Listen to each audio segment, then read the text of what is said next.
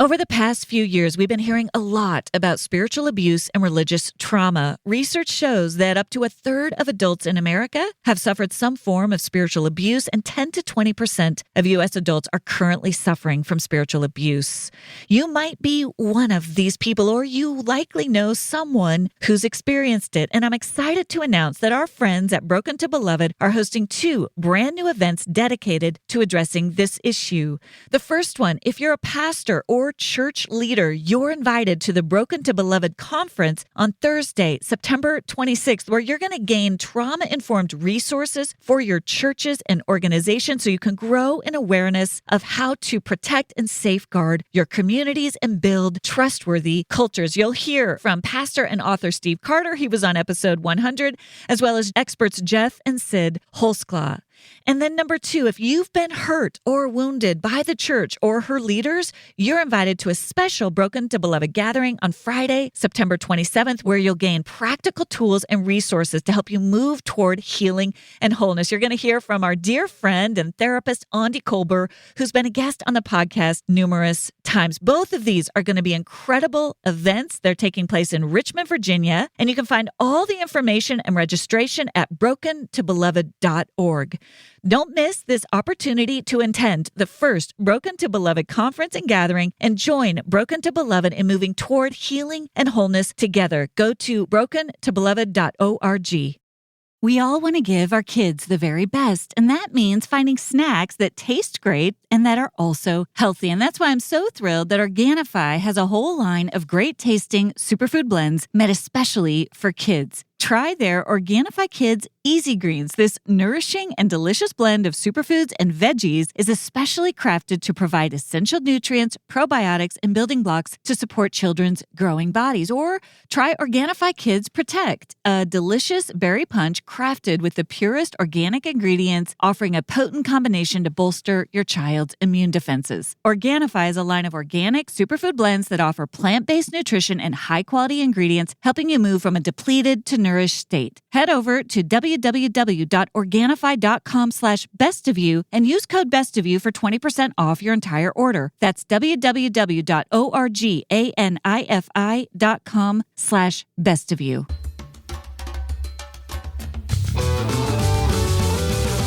Hey everyone, I'm Dr. Allison, and I'm so glad you're here to discover what brings out the best of you.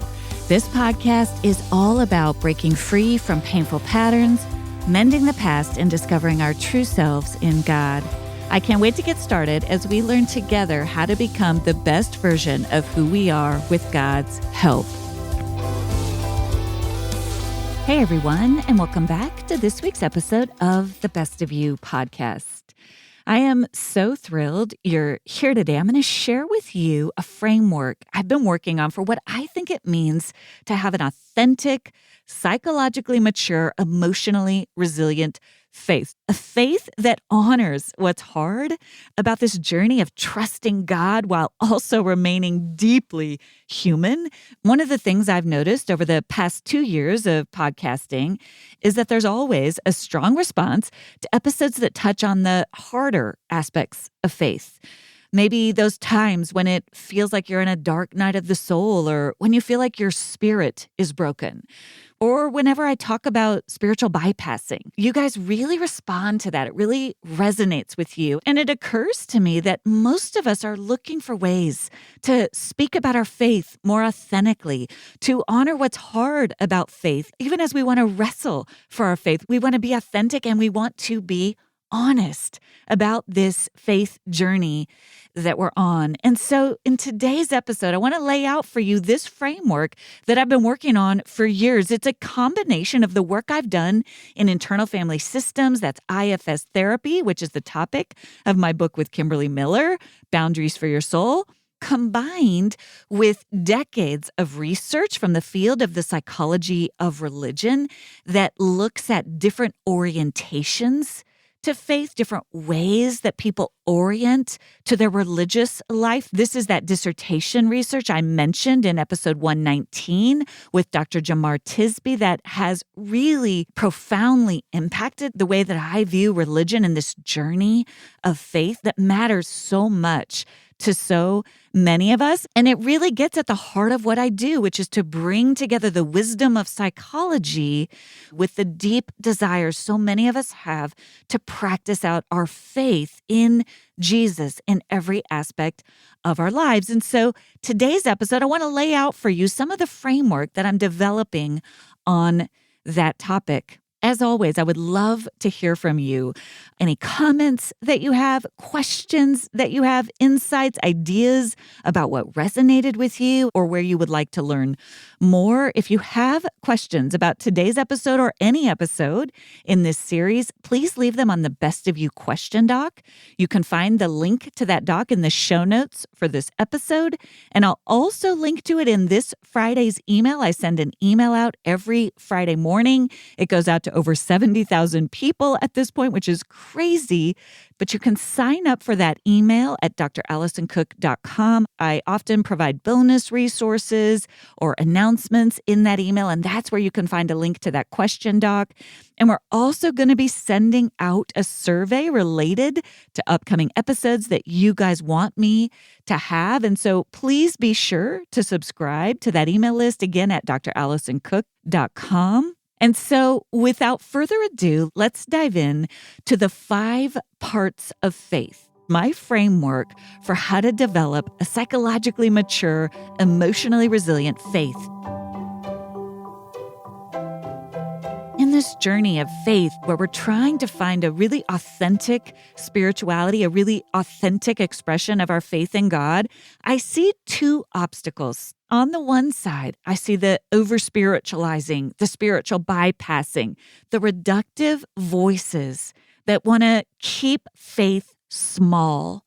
These voices don't want to honor the legitimate complexity of working out our faith with fear and trembling. These voices shame and blame those who are trying to hang on to their faith through identifying and naming hard challenges. Maybe you're struggling with doubt or uncertainty or confusion, or maybe you know you love God, but you still feel angry or hurt or sad or scared. Maybe you're dealing with anxiety or depression, even as you know God is for you, right? You're wanting to face these hard challenges, and yet these voices can sometimes try to shut you down with platitudes or quick fixes. They sound a little bit like this: just have faith, let go and let God. Don't think about the hard things.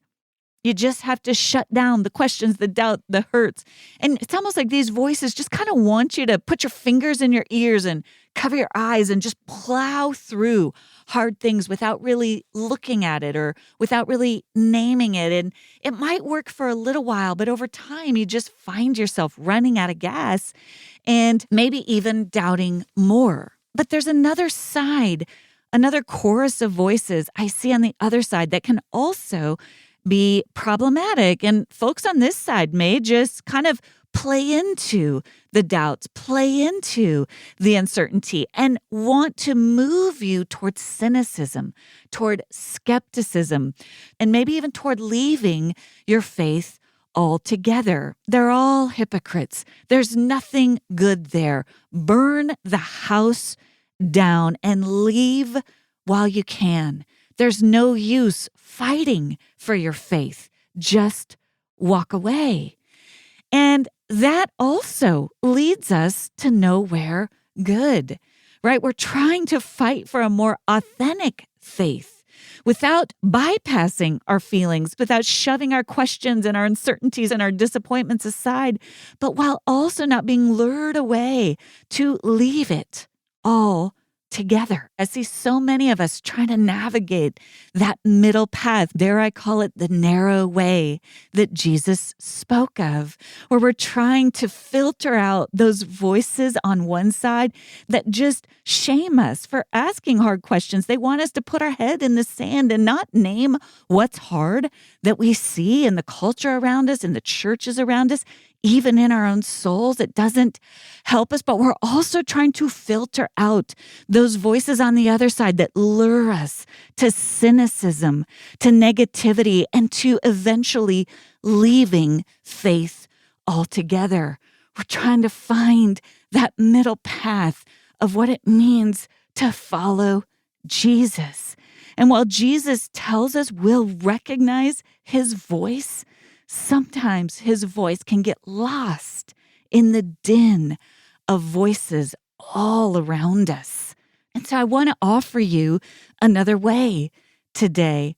And what I believe is a psychologically complex, emotionally resilient, authentic faith, one that honors the fact that we all have different parts of us when it comes to the path of following Jesus. I don't think that path looks like one right set of behaviors, one right set of feelings, one right way to think. I think it means cultivating your own symphony of faith inside your own soul. And that symphony contains many parts, each one no less important than the other. And as you cultivate a relationship with each one of those parts, you discover the joy of harmony. And as I talk about in the faith chapter, and I shouldn't feel this way, harmony doesn't mean we don't have different parts. So I want to take you through 5 of what I think are the most common faith parts of that symphony, and how cultivating a relationship with each one of those parts can lead you to a more vibrant, more beautiful, more wholehearted, more emotionally resilient faith over the long haul. So first of all, I want to give you a very quick overview of what I mean by internal family. If you want to learn more, you want to go deeper into this model, you can check out my book, Boundaries for Your Soul. I wrote it with Kimberly Miller. Or you can go check out episode 39. I did a whole series, a 5-part series on boundaries for your soul, how to navigate your overwhelming thoughts and feelings, which gives you an overview of this internal family systems. But for today's purpose, all I really want you to know is that this internal family systems model posits that we all have an internal family of parts that it's our job to parent, right? We are not only one thing. There are different parts of us. And this idea that we are multifaceted, that there are different parts of who you are is not a new idea. This has been around for centuries. We see evidence of it in the Bible, especially with King David. The way he talks in the Psalms, he prays for an undivided heart in Psalm 86:11.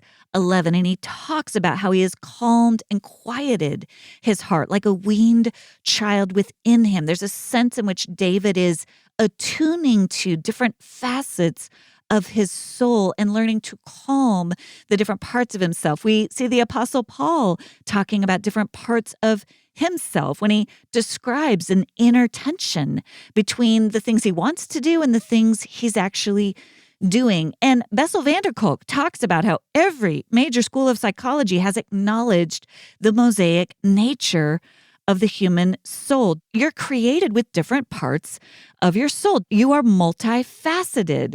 At its simplest terms, you might notice that a part of you wants to stay home tonight, whereas another part of you wants to go out and meet up with your friends. These two parts of you are in conflict. And part of your job as you grow in psychological maturity and emotional health is learning to honor the competing parts and not sideline either one, but make decisions based on the good of the whole. And this is what we do in families. Families are comprised of different parts, different individuals. And each individual sometimes has competing ideas about what to eat for dinner, about what to do for the weekend. And so the goal in a family is to try to negotiate between different parts of the family for the good of the whole. Sometimes different family members have to compromise or sacrifice for the good of the whole. And it's the same inside your own soul. Different parts of you have conflicting agendas at different times, and your job is to work through some of those inner tensions without shaming yourself, without exiling parts of yourself, but making decisions for the good of all of you. And so this is all we mean at its most simplest level of what it means to be comprised of different parts. And it's your job to lead that inner family wisely in partnership with God's Spirit. When it comes to faith, what I want you to think about today is a cluster of parts inside your soul that relates specifically to spirituality and to God and to how you practice your faith. I'm always working to stay hydrated. My family teases me because I always have some form of hydration nearby or in my hand. And having safe, clean water is the last thing I want to worry about. And that's why you've got to check out AquaTrue. AquaTrue purifiers use a 4-stage reverse osmosis purification process, and their countertop purifiers work with no installation or plumbing. They remove 15 times more contaminants than ordinary pitcher filters and are specifically designed to combat chemicals like PFAS in our water supply. Best of all, the water tastes fantastic. It's portable, making it perfect for renters or college dorms, and the filters are affordable and long-lasting. I never worry about drinking tap water anymore. I know my tap water is not just filtered with AquaTrue, it's purified. AquaTrue comes with a 30-day money-back guarantee and even makes a great gift. Today, my listeners receive 20% off any AquaTrue purifier. Just go to aquatrue.com, that's AQUATRU.com, and enter code BESTOFYOU at checkout.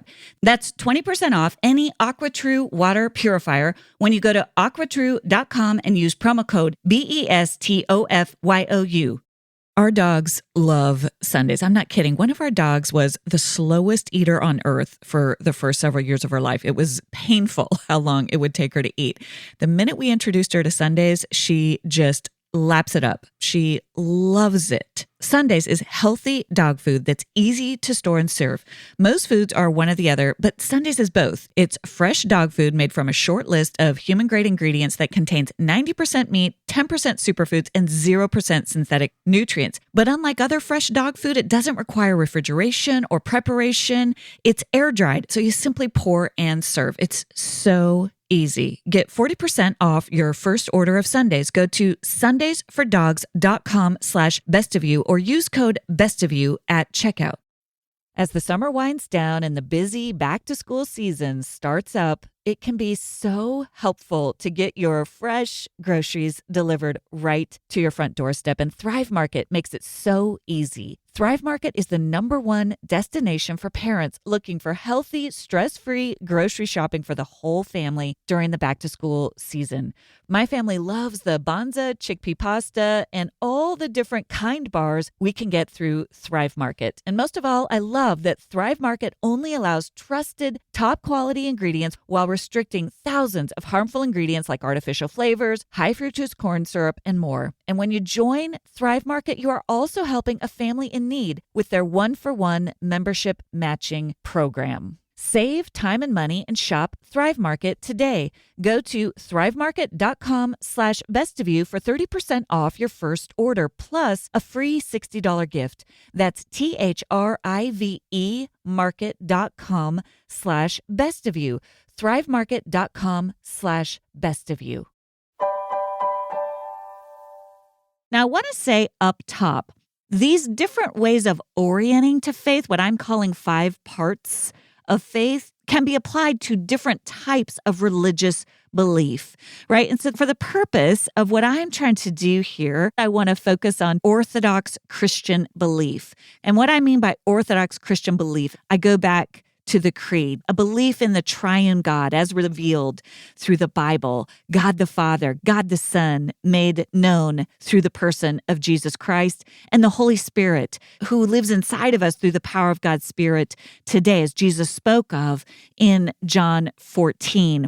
Orthodox Christian faith also posits that Jesus not only walked on the earth as the visible representation of who God is, but that he was crucified on the cross and rose again. That's such an important part of our Christian faith, is that resurrection of Jesus. And so through the power of Jesus conquering sin and conquering death, we also have new life as we seek to follow him. And so this is the basic tenet of what I'm calling Orthodox Christian faith. This is the core of what it means for us to be Christian. There's a lot of things about which reasonable people can reasonably disagree, right? Where we might even find ourselves in very different types of churches, very different denominations, very different Christian camps. But in general, that's what so many of us are coming around. Imagine that for a minute with me at the center of this seat of your soul, that core belief, right? But around that table are these different faith parts,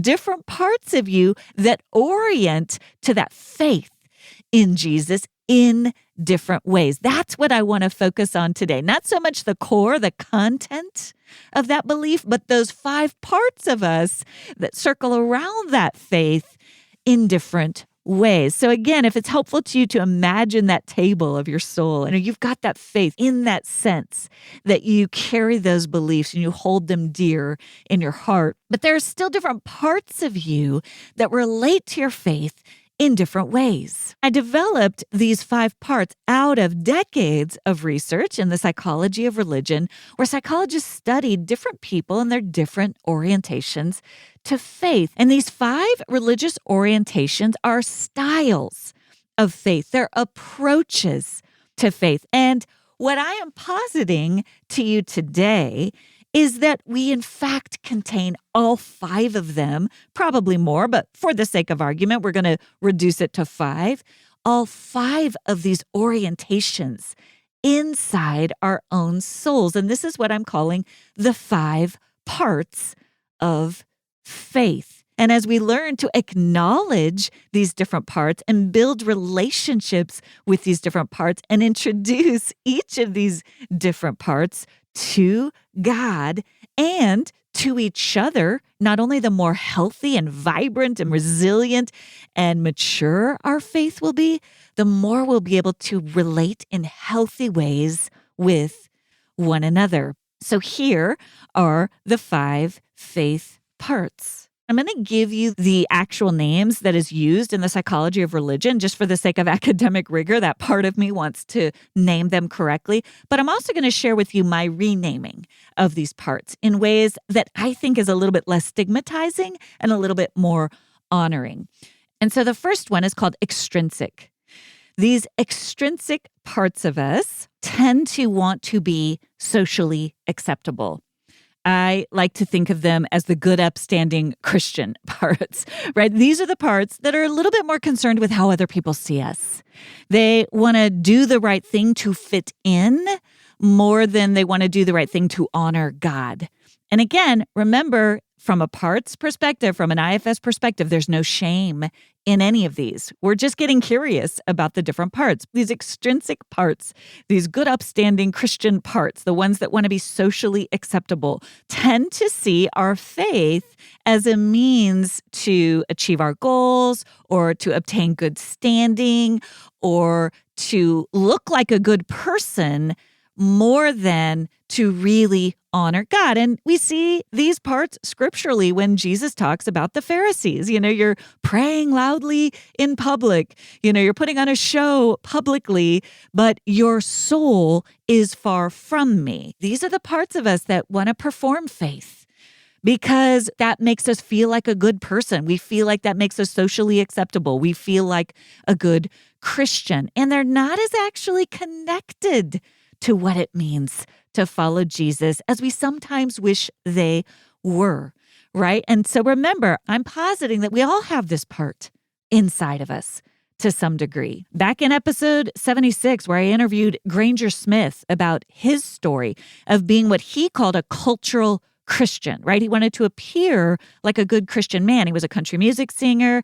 And then he realized, oh my gosh, I'm doing all that and I don't actually have a transformational knowledge of Jesus. He was speaking to these extrinsic parts, these I want to be a good, upstanding person parts of us, right? And again, there's no shame in honoring and owning and naming these parts inside of you. I don't want those other people to think poorly of me. I want to look like a good Christian. I can check a box. It makes me a good, upstanding citizen, right? That's the voice of these parts. And at their best, these parts help us show up for church. They help us show up for Bible studies. They help us show up for prayer meetings. They might even encourage us to do the right thing by our neighbor. Because I'm a good Christian, I should be kind to that person. So at their best, they can help us do the right thing in society. And that's not all bad. But at their worst, these parts are shallow and flat and hollow. And at their very worst, they're self-righteous. They lead us to do these things to make us feel superior to other people. They might judge other people who don't do these things, and they might be tallying up all the good Christian check marks and never pausing to spend time with God, right? And so these extrinsic parts of us, we all have to keep an eye on. In the research, the balance to these extrinsic parts are what psychologists called intrinsic orientation or intrinsic parts of us. These are the parts of us that genuinely want to connect to our faith deeply and sincerely. That relationship with Jesus really is the end in and of itself. And these intrinsic parts of us are working every single day to try to integrate our beliefs into our lives. And so we want to be moving toward these intrinsic parts of us, these parts of us that sincerely love God, that sincerely want to follow Jesus, these parts of us that are deeply connected to conscience, where we feel that prick of, oh, I just did that overt religious action so that other people will think highly of me. And the truth is, I hated every minute of it.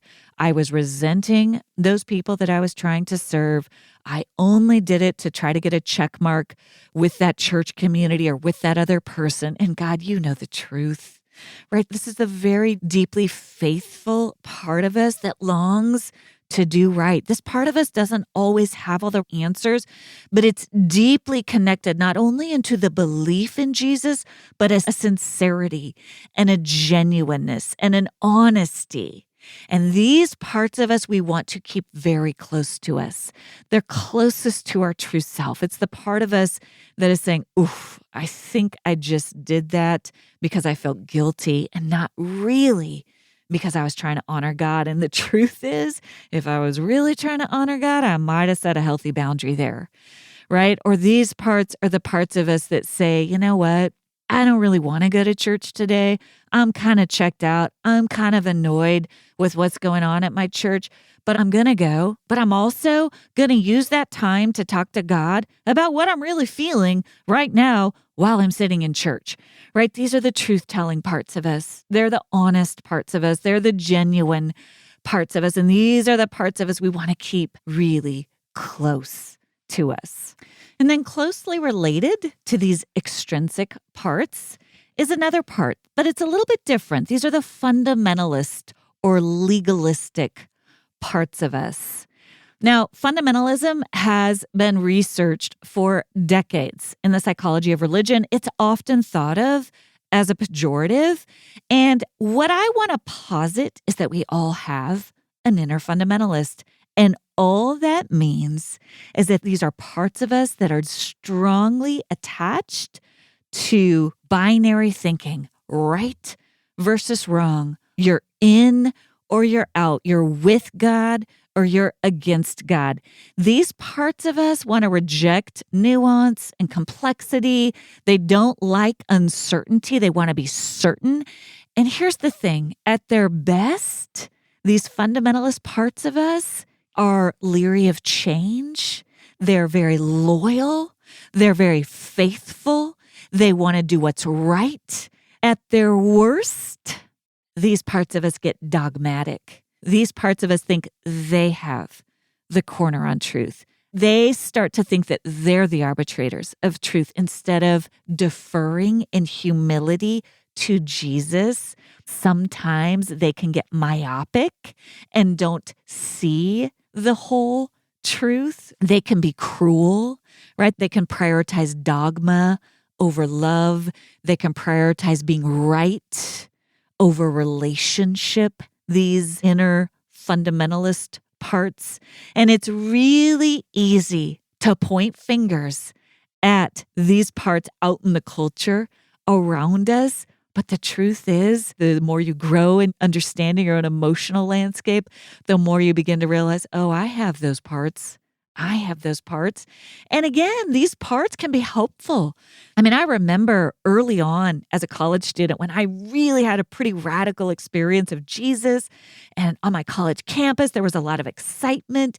And there were a few of us that were really on fire. And we were leading people to Jesus. We had a little mini revival on our campus during this time. My group of Christians was featured by one of the big publications at the time, put out by R.C. Sproul, about how there was a revival in the Ivy League. And we were bringing people to Jesus, right? It was powerful. And I loved that time. And I had a little inner fundamentalist that, man, sometimes in private with people I loved, with people I really cared about, I was taking that Bible out and I was beating some people over the head with that Bible. And if you're listening to this podcast and you knew me at that time, you know what I was talking about. There was not a lot of love in some of those behind the doors conversations, right? There was I have the truth, you need the truth, and I'm going to beat you into it. Now listen, that part of me really cared a lot, but that part of me didn't understand that sometimes the best thing to do is sit on your wisdom. And the best thing you can do is show someone how your life has changed versus preach to them about how their life needs to change, right? That part of me didn't always understand that at that time in my life. And when it really comes down to it, I can tell you from personal experience, that little inner fundamentalist in me is usually scared. It's scared of getting it wrong. It wants to be certain. And so when I can connect to that part of me honestly and ask that part of me to give me a little space, it leads me to more courage. There are some things I don't know, and that's okay. We can hold some things loosely, and that brings more opportunity for faith in Jesus. I might be wrong. And you know what? If I am, that's okay. I can honor your humanity on this issue, whatever the topic is, and I can give them the respect of saying, I can honor you and honor this part of me that really wants to be right, right? I can put some healthy distance between myself and that part of me that deeply longs to be right, that deeply longs to know the truth for eternity, for now and all time, that deeply longs to have a corner on that truth. And I can relax my nervous system. And as I honor that part of me that is finite, because that part of me is not God and does not see the truth at all times for all people in all places, that allows me to give the benefit of the doubt to people, even people with whom I disagree with. And so that inner fundamentalist is important for each one of us to pay attention to, notice when we're feeling a little dogmatic, when we're feeling a little bit like we're right, you're wrong, from a superior place. It doesn't mean we have to abandon those beliefs. It does mean we defer our need to be right in the moment for a higher calling, which is to fix our eyes on Jesus. And Jesus may be calling us to lay down our swords, to lay down our right to be right, and just love and respect and honor other people. This show is sponsored by BetterHelp.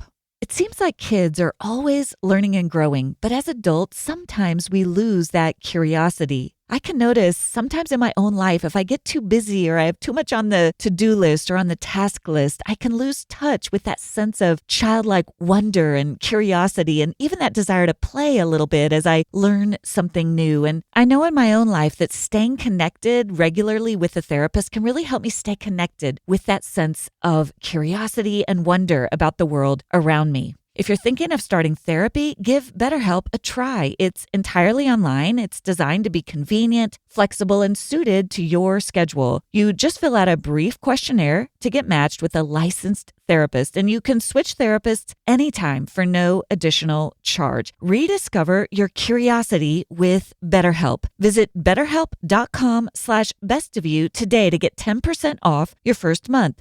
That's BetterHelp, HELP.com/bestofyou. As we head into fall, it's time to start thinking about staying cozy in your home. And that's what I love about Cozy Earth. Their products are designed to help you create a sanctuary within your home, a refuge from the demands of the outside world. Cozy Earth's best-selling bamboo sheets are so unbelievably soft. It makes it such a treat to climb into bed at the end of a long day, and they only get softer with every wash. And you can elevate your comfort this fall with Cozy Earth's brand new puffy sheep slippers. These are the perfect finishing touch to your Cozy Earth collection. And these Cozy Earth bedding and bath products come with a 10-year warranty. They are so durable, and they have such a high commitment to quality. Go to cozyearth.com/bestofyou and use code bestofyou for an exclusive discount for up to 40% off. And if you get a post-purchase survey, say that you heard about Cozy Earth from this podcast. Wrap yourself in luxury this fall with Cozy Earth.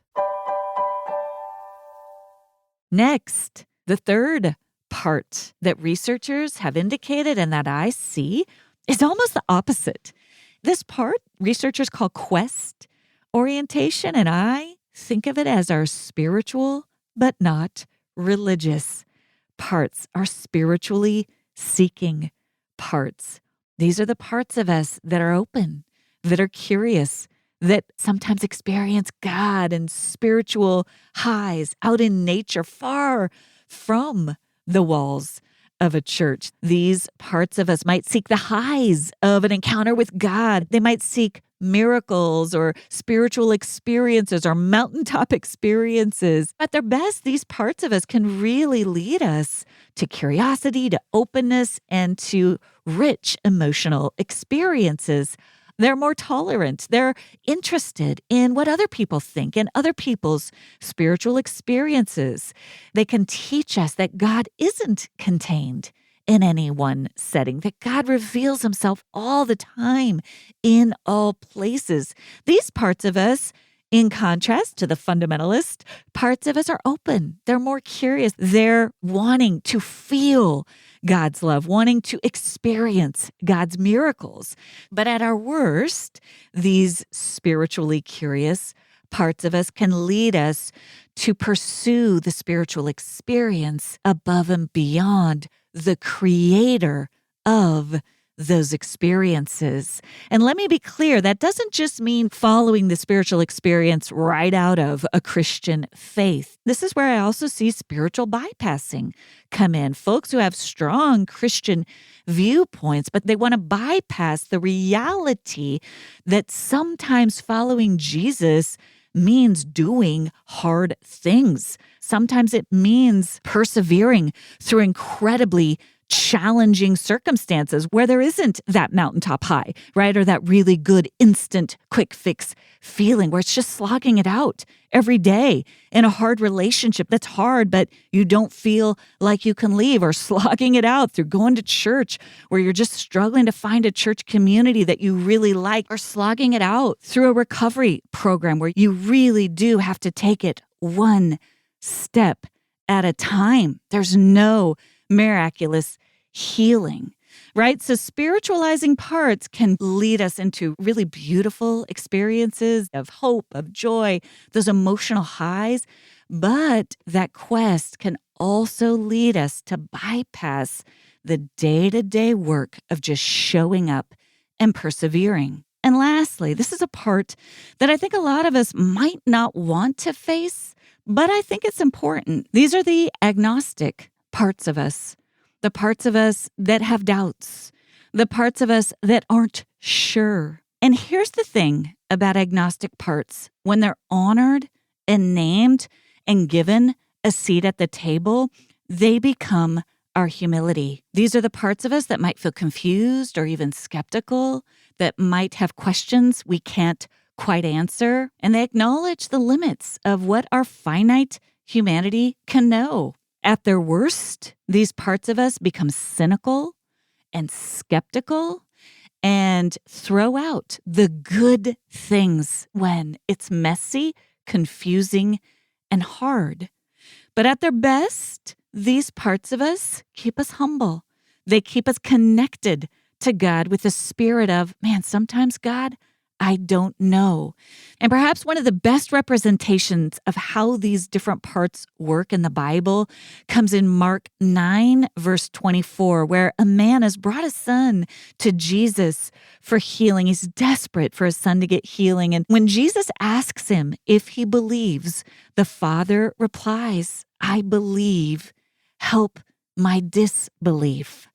And I think about that juxtaposition of those two parts right there, the intrinsic part, the believing part of the man. I do believe Jesus. That brought him to Jesus. Help my disbelief. Help this agnostic, doubting part of me that isn't sure and doesn't really believe. And the freedom of being able to speak on behalf of both parts in that moment with Jesus. These doubting parts don't have to get the best of us. We all have them. And when we're honest with these parts, we can bring all of them to Jesus. This is what it means to embrace this internal faith family. You show compassion toward the doubting parts of you. It's okay. I'm not going to let you lead this family, but you don't have to go away. You can be here. I can bring you to Jesus, and you can show compassion toward that good Christian part of you that wants other people to know what a good Christian you are. It's okay. I get it. I get that you want others to accept you, that you want others to see your value. You don't get to lead this family, but it's okay that you're here, and you can show compassion toward that fundamentalist part of you, that inner legalist, that one that beats you up for having doubts and for being hypocritical, the part of you that wants to beat other people over the head who don't agree with everything that you think is paramount. You can show compassion for that part of you and ask it to take a step back. It gets to be a part of your family, but it does not get to lead you. That part of you does not get to play God. And you can show compassion toward that spiritually curious part of you, that part of you desperate for that mountaintop experience, that healing touch, that part of you that longs for the magic, right? That maybe you had at one time, but man, does it seem distant to you right now. You can honor that part of you. It's a beautiful part of who you are. It's a part of you that helps you imagine what things could look like, even as sometimes you have to help that part of you acclimate to the reality that sometimes life is hard. Sometimes things don't feel great. And sometimes we still have to do the hard things. And lastly, you can nurture that inner believer. And here's the paradox. The way to nurture that inner believer is to honor each of those other parts. You don't nurture that inner believer by shutting down or exiling or shaming those other parts of you. You nurture that inner believer by honoring those different parts that show up. When you honor each of the different parts of that faith symphony, without trying to sideline or exile any one part, you actually begin to cultivate a vibrant inner spirituality. No matter what's going on outside of you, you're learning to cultivate that inner vitality, that inner release, as you sit at the feet of the God who loves every single one of these parts of you. Thank you for joining me for this week's episode of The Best of You. It would mean so much if you take a moment to subscribe. You can go to Apple, Spotify, Amazon Music, or wherever you listen to podcasts and click the plus or follow button. That will ensure you don't miss an episode, and it helps get the word out to others. While you're there, I'd love it if you leave your 5-star review. I look forward to seeing you back here next Thursday. And remember, as you become the best of who you are, you honor God, you heal others, and you stay true to your God-given self.